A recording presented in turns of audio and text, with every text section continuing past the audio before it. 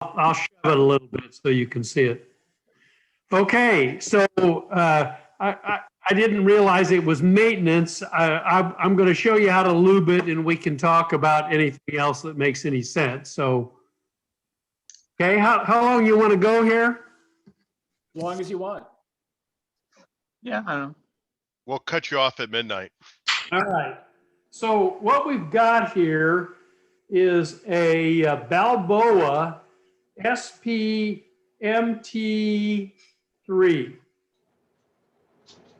Interestingly, this locomotive, so it shows here, this locomotive was built in 1967. This model was built in 1967. So it's been in service as a model for 53 years, which is longer than the prototype actually run on the SP. If you guys have ever seen me run my 49er train, this is the locomotive that pulls it. I had a little bit of a disaster. You can see the little brass on the top of it there. I was busy trying to make room in the boiler to install a DCC, and I drilled through the boiler. I patched it. It's going to be fine. I'll just need to do a little bit of paint touch-up. Just for the heck of it, this locomotive is a little hard to handle, as all locomotives, all brass locomotives will be when you weight them for proper pulling. This locomotive weighs 2 pounds, and it's actually kind of hard to handle because it weighs so much. You guys can still hear me and see okay? Yep. Yeah, it's good. Okay, so what I'm going to do is I'm going to show you how to lube this locomotive, and in the process, kind of how it all goes together and how it comes apart and what you need to pay attention to. I've got a pile of tools over here, which I probably should have shown you, etc. But almost all brass locomotives are held together exactly the same way. There's a little bit of difference in the back sometimes, but they mostly hold together. So if you look at the front over here, right, where the pilot truck is, you'll see a screw right there. And that's usually a compound screw. It'll be a little screw that I'm going to take out here.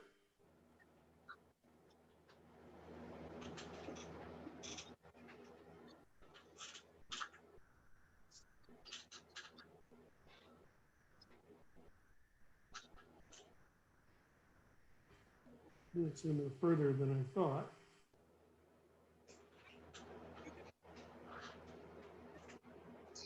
And this screw holds the pilot truck on. But it is connected to a post. Can you see that now? Yes. Hold it. If you hold the screw, you can actually keep the post in. In my case, the screw was tight enough so that when I didn't hold it and I just screwed it out, the post came out as well. This screw that you can see right here is the thing that goes up into the frame of the boiler, the bottom part of the boiler, and it's what actually holds the mechanism in the front of the boiler. Okay, clear enough? Okay, so we got that out. Now we're going to go to the back, and there are 2 screws there and there that go in from top to bottom. There are sometimes they'll come in from the back, but you pull these 2 screws out.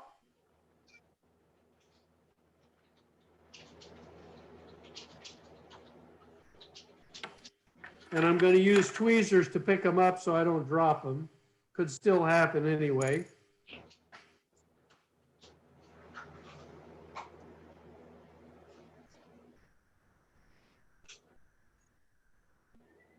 See, one of the other tools I've got here, if you haven't seen one of these or don't have any, this is your little screw starter. It's got tweezers on the end. Can you see that? Very handy for picking up screws, almost mandatory for being able to take a locomotive apart and put it back together. Okay, so now I'm going to grab it from the front and the back by the cylinders and by the rear parts of the frame, and I'm just going to pick it up out of the boiler.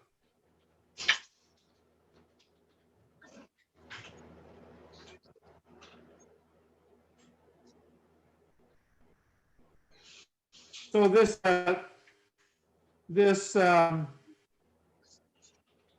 cradle, you can see this is a kind of a dual channel foam cradle.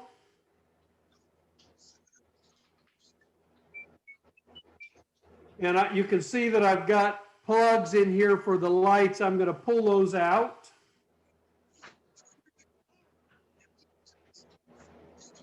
And now I think I'm going to just lift the, you can see why this thing is so heavy. That's lead in there and it goes all the way to the front of the boiler. I'm going to have to modify that some in order to be able to get a DCC unit in there. Okay, so now what we've got is the mechanism. I think I'll get the foam out of the way here and just work with the mechanism. Al, why is there so much weight in a brass locomotive? To make it pull. I mean, they come with a weight usually about, about that much. And I extended, this one's probably 4 inches long. I cast some lead to the same diameter as the boiler. Now you can see that this one has had the core, this model when it was built in 1967 was built with an open frame motor. I've replaced it with a Sagami that's probably a 2031 or a 2032. And you can see I did it with double flywheels front and back. And then a flexible drive chain to replace the hose. So you can see the long shaft coming out of the out of the gearbox going back toward the motor, and then a couple of flexible couplings with a little dog bone to give you flex. And I forget how I secured, a little hard to see, but there is actually what they call a torque arm. And you see that flat piece kind of under the dog bone connector there, separate. That's a tongue of metal that is screwed to the bottom of the motor mount, which is that flat aluminum thing under the motor there. The torque arm is screwed to that, and then it is screwed, and you can see it coming under the extension shaft there. That's that thing that's reflecting the light. It's actually got a couple of bends in it, and then is screwed to the back of the gearbox there because you can't have the gearbox rotating around the axles. All right, so the first order of business is to lube the motor. There are bearings in the back of the motor case, and you get to them by just going in, stick it in here, and you just kind of touch the shaft with your oiler near the motor, and you do the same thing at the back just to get a little lube on the bearing in the back of the motor. Al, is that the 108 Labelle or the 107? This is the 107. There's actually a finer one with a finer applier as well. I don't have that one. Okay. One of the other things you'd want to do is you'd want to lube the gearbox bushings. Can you see the shine on the gearbox bushing right there? No, it's out of the field, I think. No, it's not. It's You not? see it? I'm touching it with the oiler now. Now I see it. It just That's barely. a bushing right there. Oh, it may be the way I have the screen set up. I'm sorry. Oh, that's my fault. I apologize. All right. So you need to lube both ends of the bushing. It was obvious to do when I did the back one, and now I'm just going to touch in there, put a little drop of lube on the front of the gearbox. Okay, now the key thing, some people may not understand it, but the rods of a steam locomotive, of a model steam locomotive, actually do the same job that they do on the prototype. You know, on the prototype, the power is transmitted through the main rod here to this driver. It's the number, is it the 2 or the 3? I don't know how to count them.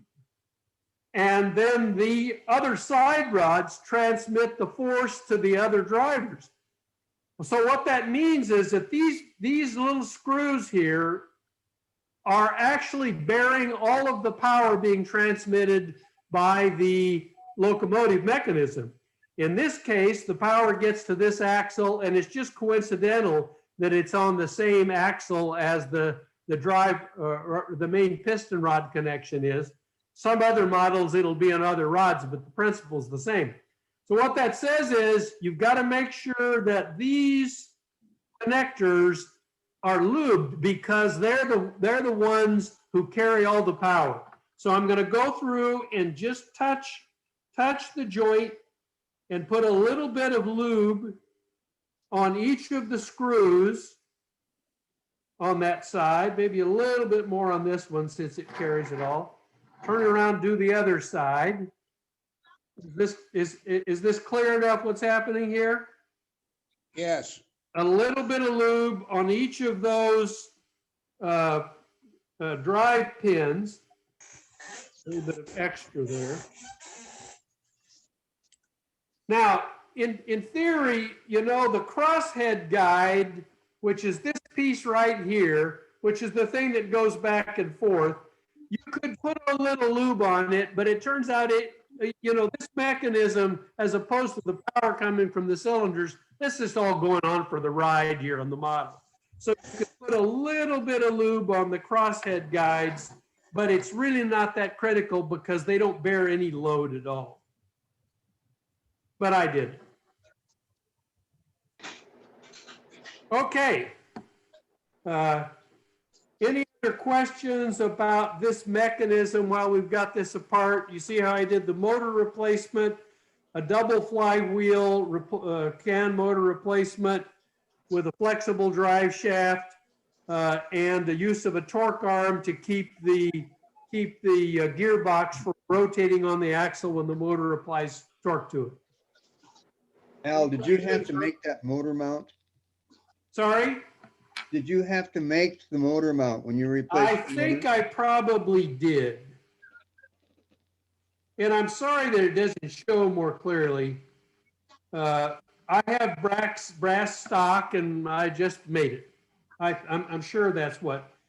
And I don't know whether you probably can't see it under the motor. There's a spring under there.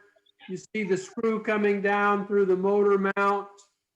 If I flex it, it'll probably flex. See how it's flexing on the screw? Yeah. So that's the screw. That's the spring on the screw that comes up from the bottom and goes into the threaded part of the torque arm. Okay. Anything else?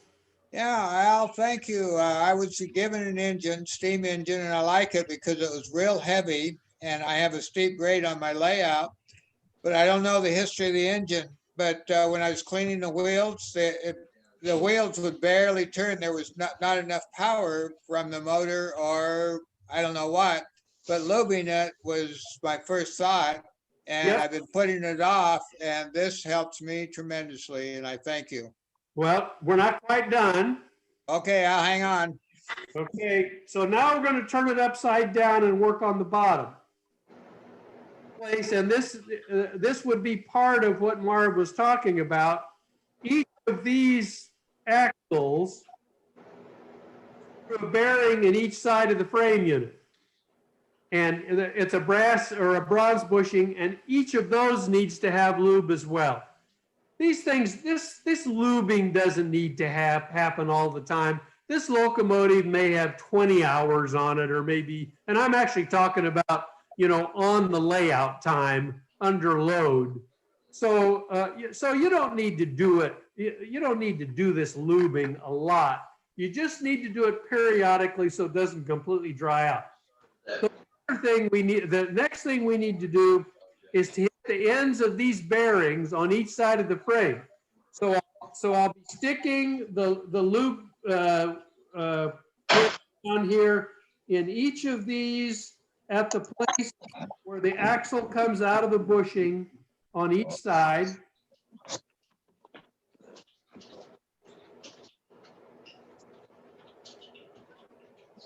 Just, you just touch it with a little drop. By the way, you folks have honored me by being complimentary by the way my locomotives run. Doing the flywheels, doing can motors with flywheels, kind of as much flywheel as you can find room to put in there. Although if you use a current keeper with the DCC, it's probably not as critical anymore, but at least for DC, having the motor with flywheels and an absolutely frictionless drive, no rubber tube in there, et cetera, to the gearbox is one key thing. One of the other things that's key, I think you can see if you look kind of right behind the gearbox there. Anybody see what's there?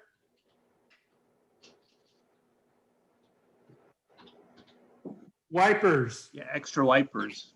Wipers. Because on these locomotives, especially these brass locomotives, and I think even the new ones, you have only pickup through the grounded side of the drivers. They count on the tender wheel, the grounded side of the tender wheels, which are grounded to the opposite rail to do the other pickup. But if you want to get good pickup, you need to put wipers on the driver wheels. Again, not as critical if you use the big current keeper on, Keep alive. keep alive. It'll help you, but you've got to be able to get across gaps in the rails and dirty parts of the rails, and these wipers help a lot. Okay, the last piece that we need to do under here is to lube the gearbox, which is this piece right here. You can see it, the shining right there. And that's got the worm drive from the motor through the drive shaft. And then it's got I forget what you call that gear, but there's another gear, the drive gear on the axle. Now, Pinion. I guess that's it, the pinion.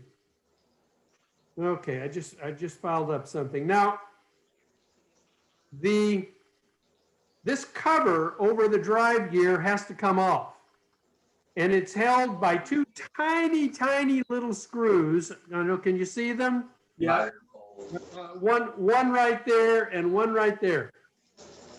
Notice that I put a screwdriver under the locomotive, right under the drive box, because as soon as I pull, if in this position, as soon as I pulled those two little screws out of the cover, what's going to happen? The gearbox is going to drop off. And that's really key if you choose to do this lubing process without disassembling the locomotive, because you don't want the boiler off and you drop the gearbox off up inside the, you just bought yourself another half hour of time. Okay, these are tiny, tiny little screws.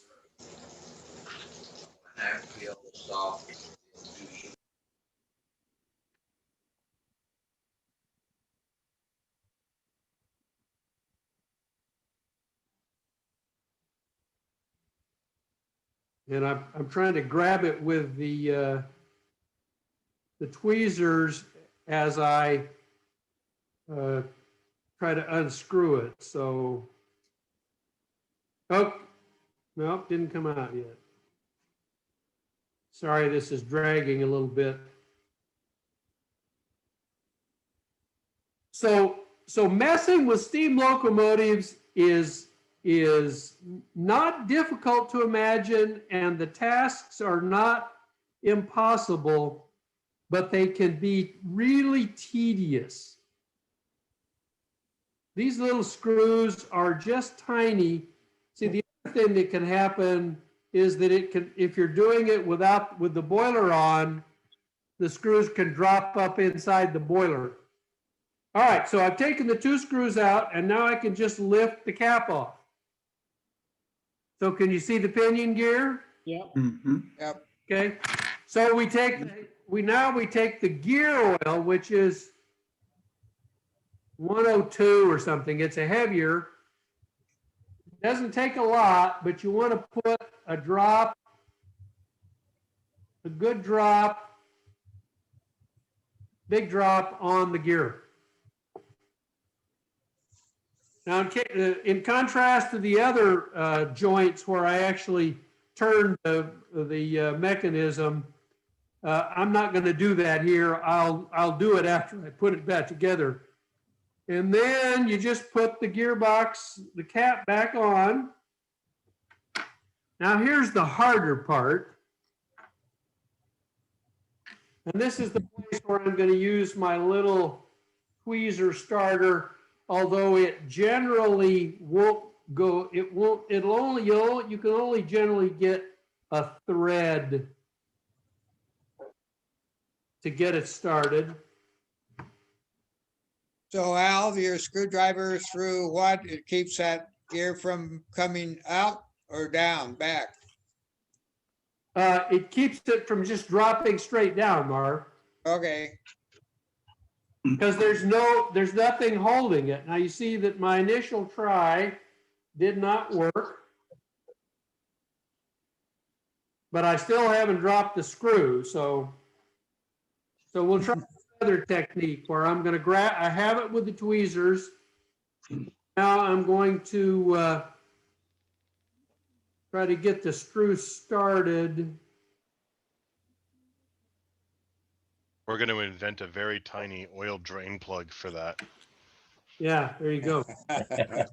Or a really tiny Zerk fitting. Yeah. All right, I got it in there. I got the easy one in. So these are really through screws, right? Sorry? These are really through screws that go all the way through and pick up the other cover, the cover on the other side. Well, they pick up the gearbox. The gearbox, yeah. Yeah, this is just thin, 30, 40 thousandths brass press to be the cover. The gearbox is generally a Zamac or a bronze casting.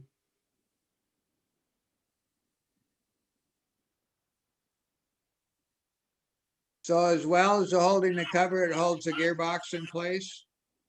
Yeah. It is the cover that holds the gearbox in place.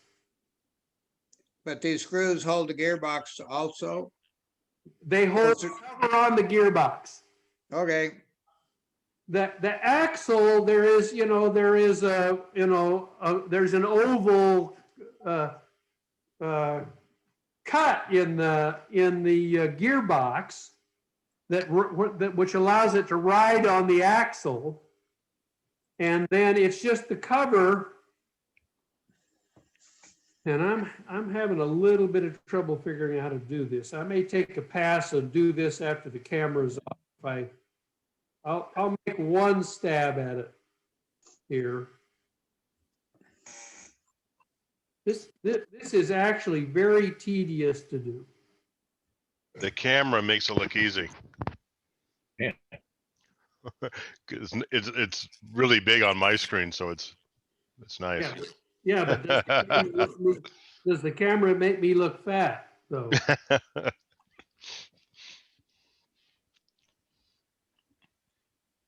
Have you ever tried magnetized screwdrivers? Well, yes, but these screws are generally brass. Brass, yeah.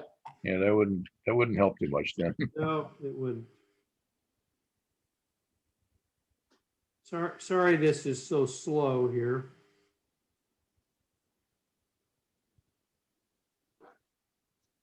A side question on the lube, Al, while you're working on that. Uh-huh. Is there what would be the disadvantage to using something like lithium grease on the gear? I have no idea.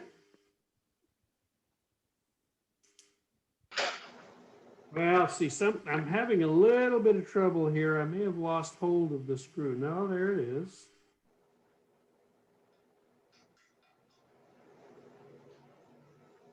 I'm about to lose it down in the mechanism here.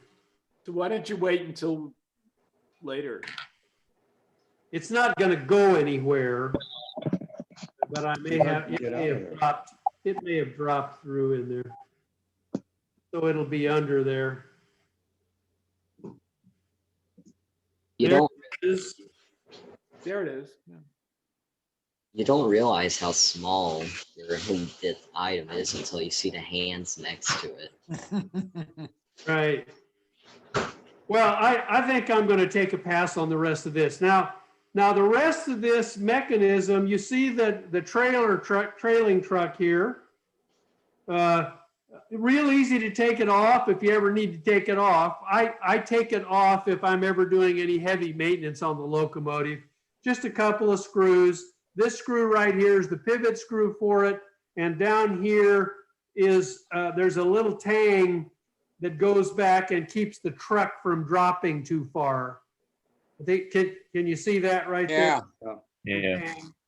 Not all locomotives have that. Al, after you finish lubing, do you run the locomotive in or just? Yes. Well, you just need, you want to just spread it around a little bit. Okay, so you don't have a procedure that you use that? Nah, nothing. Okay, Down, you know, I've got a 12-volt power pack down there. This doesn't have DCC installed. So I'm going to go downstairs after we're done here and just run the motor a few revs, mostly just to guarantee that the pinion gear goes all the way around, yeah. you know, and spreads the lube. Thank you. Okay. So to put it back together again, it's just the reverse of taking it off. Let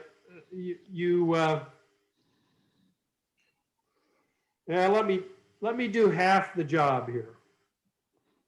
Chicken.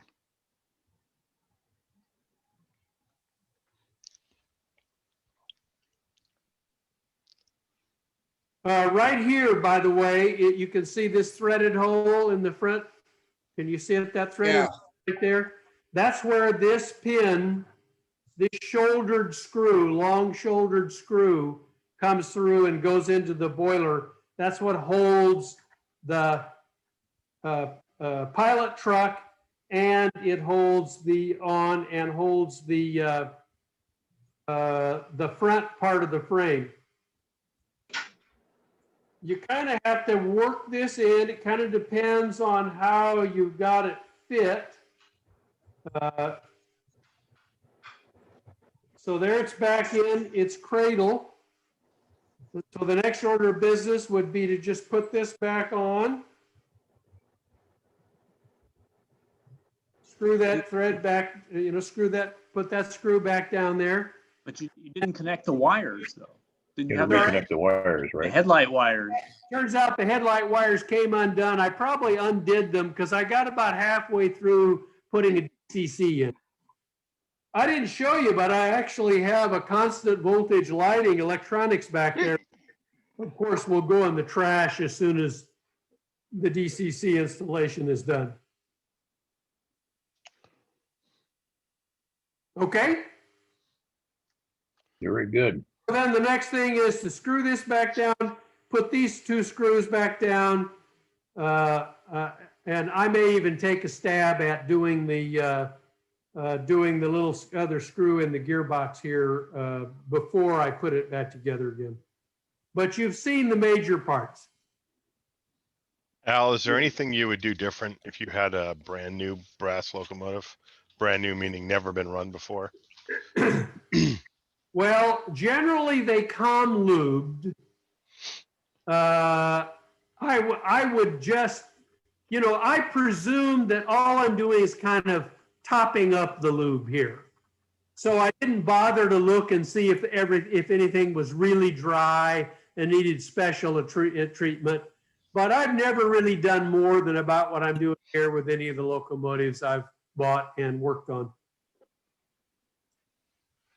I've bought a brass engine and it's been in the box for years. I mean, I don't know how old it is, but I'm sure whatever lube is in there is probably dried up by now. Mostly would. So you would be advised not to run that locomotive until you go through at least what I just did. Okay. Has it got a open frame motor? Is it that old? I haven't taken it apart yet to look at it. I'm going to guess it does, but I'm not sure. I've done some of the old ones. In the very early 70s, if it's got an open frame motor, because we've been having canned motors since the mid 70s. It's probably newer than that then. It's probably 80s or maybe 90s. Oh, well, it'd probably have a canned motor. It might even have so-called permanently lubed, bushings in the motor, but I would still lube them anyway. I've taken a couple of the old ones apart, and the gearbox actually had grease in there that had turned into cement. Yeah. Take them completely apart. Right. Yep. Okay. You guys, Yes. Al, maybe since you remotored this one, you have any recommendation for the source for parts for like the flex drive shaft and whatnot? Are they just generally available most everywhere? Has good kits, and Northwest Shortline has good kits. And I sometimes have a mix of A-line and Northwest Shortline parts. Sam, we're getting ready to eat. All right, I have to go eat dinner. You gotta. Yeah, don't miss out. Okay, nice seeing you for a few minutes, Sam. Anything else I could explain about this locomotive while I've got it apart? That was great, Al. Yeah. Yeah, that's very good. Al, you said that the engine picks up current from basically for one rail. Is that what you were saying? And then the tender picks up the other rail? Yes. So, but it looks like a brass drawbar between the two, between the tender. Is that It's a conductor normally. That's how the circuit is closed. The tender is picking up one rail, the engine is picking up the other. so that drawbar then is insulated from the It's body there. insulated on the engine side. Yep. I see. Okay. Interesting. And there's All right. actually, you can't see it. I'll see if I can turn it over. Yeah, there's a spring pin. There's actually a little spring thing that's soldered. Let's see here. Can you see it there? Oh, yes. Yeah. The wire that's soldered there. Oh, yes. And Yep. that puts pressure on the pin, the connector pin from the tender, so you get good contact there. And do you just rely on that when you convert this to DCC? Are you just going to rely on that connection? Or Well, are you I'll gonna- just leave the wipers on there. No reason not to. you're not going to run a separate wire or connecting wire or anything from the tender? No, and even with the wipers, you're still getting some. You're getting some current that comes through the drawbar as well. It's just you're not as dependent on it. And by the way, the tender wheels tend to get a lot dirtier a lot earlier than the locomotive wheels. So when you're cleaning locomotive wheels, you got to spend as much time on the tender wheels as you do with the locomotive wheels. With if you put wipers on there, you just use, one of the double brass bristle cleaners and clean the wheels. Clean the locomotive wheels. Don't even bother or just give the tender wheels a quick once over with the Bright Boy.